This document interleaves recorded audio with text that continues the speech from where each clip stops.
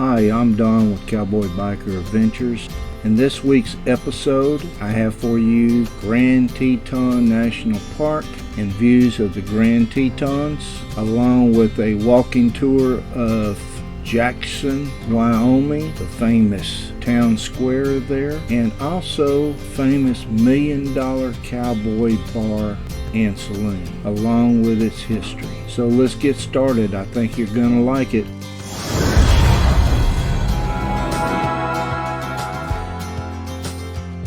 Here I am heading west towards the Tetons on US 26.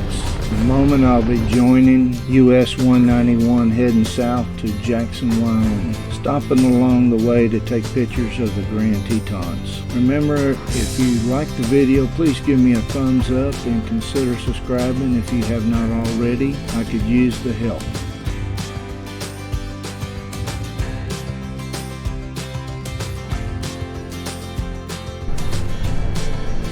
Wow. Yeah. Moose 18, Jackson 30. I wonder what's in Moose. This is a grocery store. That wasn't a tourist grocery store. Of course, you know the ones in Jackson is too. Even though they do have an Albertsons and a Smith's, they may not, inflate it too much. Wish there was a Walmart and get everything in one spot.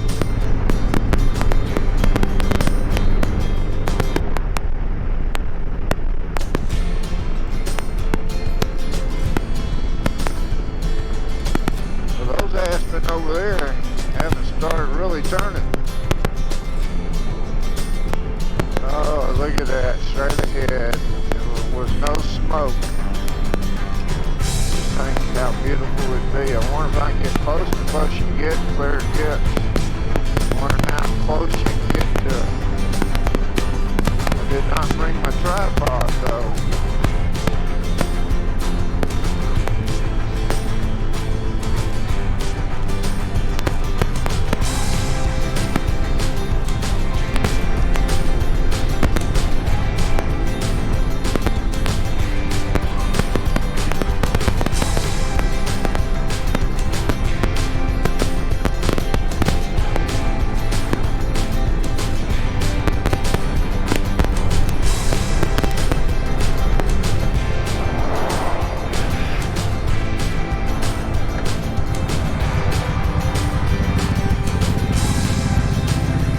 I better get it while I can.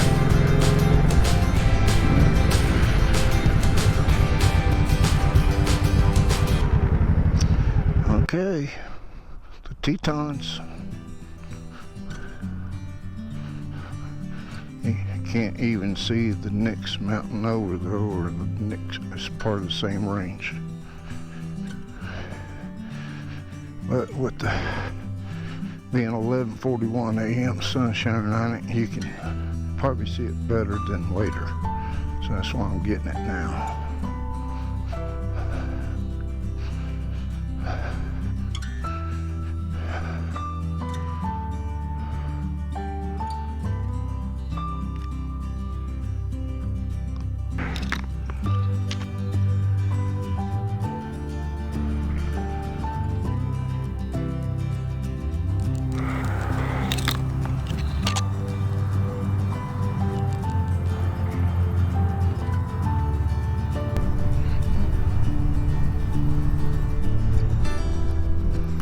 Here's the Grand Teton.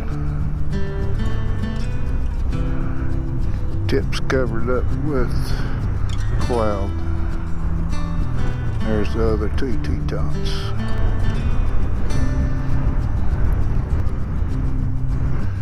Okay, nope, can't do it.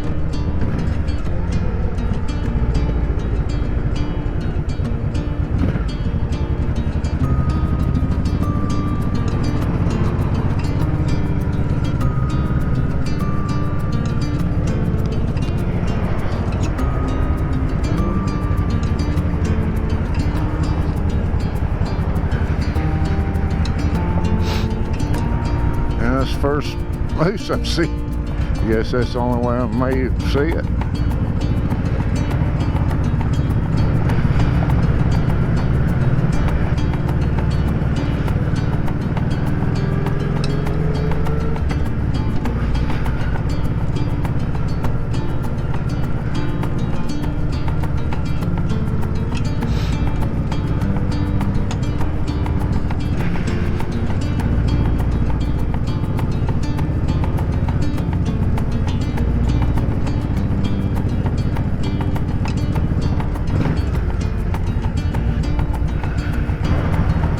I bet there's not a time this town's not busy.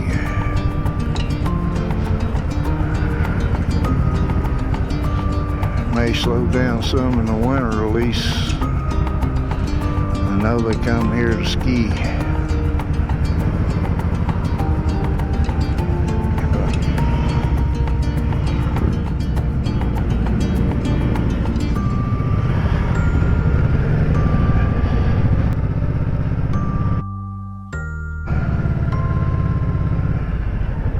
I want to remind you to stick around after the credits where I take you on a walkthrough of the famous $1 Million Cowboy Bar and the history of the bar. But first I want to take you around this famous town square that I know you have seen many places in pictures. Let's talk about the difference between Jackson, Wyoming and Jackson Hole, Wyoming. My research has shown me that the area is called Jackson Hole, but this is the town of Jackson, Wyoming. Little confusion, but everybody seems to refer to this town as Jackson Hole. But with that said, this is actually Jackson, Wyoming. Now, if you have something to add, please make comments below so we are all educated about it.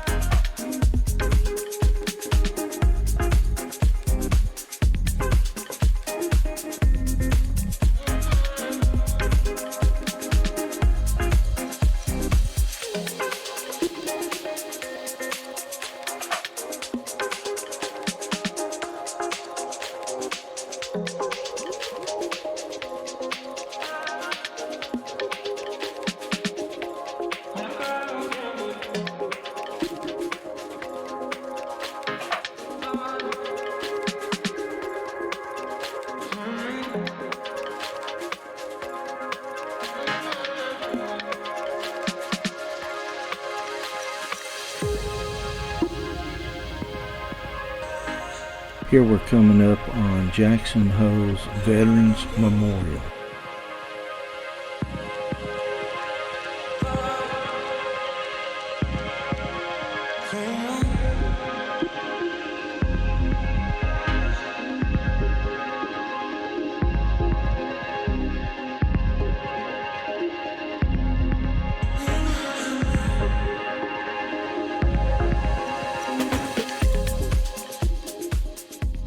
While we continue to walk around and look around the town square here in Jackson, I'm going to start with the history of the $1 Million Cowboy Saloon and continue telling you about the history as I do a walkthrough after the credits. So be sure to join us for that. From 1933 to 1938, it was Joe Ruby's Cafe, when Joe Ruby leased a small log building where the Cowboy Bar sits today, owned by Ruby Spencer and Lucy Curtis. Over the next few years, Joe remodeled and expanded and changed the name of his enterprise. It was the Joe Ruby's Cafe, Joe Ruby's Cafe and Bar and Beer Garden, Joe Ruby's Bar, Joe Ruby's Cafe and Saloon, so it went by many names. In December 1936, Joe then purchased the property from Ruby Spencer. In May of 1938, Ruby hired Ben Go to manage his saloon, and on May 20, 1938, Joe Ruby signed over the deed to his saloon and land to Ben Go, but it wasn't recorded with the town until March 4, 1939. Shortly before Go reopened it as the Cowboy Bar. Ben aimed at recreating the essence of the cowboy. He opened his doors to anyone who was or aspired to be a cowboy in some fashion, and to those visitors who wanted to see the real thing. Wyoming outlawed gambling in 1901 with the McGill Act, but no one paid much attention to the law. For one thing, gambling brought a lot of money and had helped towns survive 2 world wars and the Great Depression. And as with Prohibition in the 1920s, enforcement of laws came from the state capital in Cheyenne, over 400 miles in 2 days driving away. The local bar owners would hear of any attempt at the police raid in Jackson at least one day before it arrived. If you walked into the Cowboy Bar in the mid-1940s, you'd never think the gambling was illegal, because they had roulette, craps, poker, blackjack tables, and slot machines that filled the room. But in the 1950s, the governor cracked down on gambling, and Cowboy Bar and others would hide their tables and slots behind false walls until the heat was off. Eventually, the Jackson Town Sheriff was removed from office and gambling came to an end. However, stories persisted for years of hidden gambling rooms with passwords and secret knocks. Preston Parkinson bought the nightclub from Ben Go in 1945 until 1960, and he's the one that added all the neon lights and the Bronco spinning on the roof. In 1953, the Cowboy Bar exploded in a ball of flames from a gas explosion in the basement. Luckily, there was no deaths, but the damage was extensive. Parkinson immediately started bringing the Cowboy Bar back to life. Most of the remodeling efforts still remain intact today. Outside, Parkinson replaced the floor show's neon sign with a new sign that read $1 Million Cowboy Bar, because Parkinson insured his newly remodeled bar for $1 million. A nice round number. From 1960 to 1973, a Jackson businessman, Homer Richards, purchased the Cowboy Bar. From 1973 to 1979, C.A. Poindexter owned the bar, and Waylon Jennings started performing in 1975 at this bar, followed by Vince Gill, Asleep at the Wheel, and Willie Nelson. From 1979 to 1988, everyone in Jackson referred to the new owners as the Texans.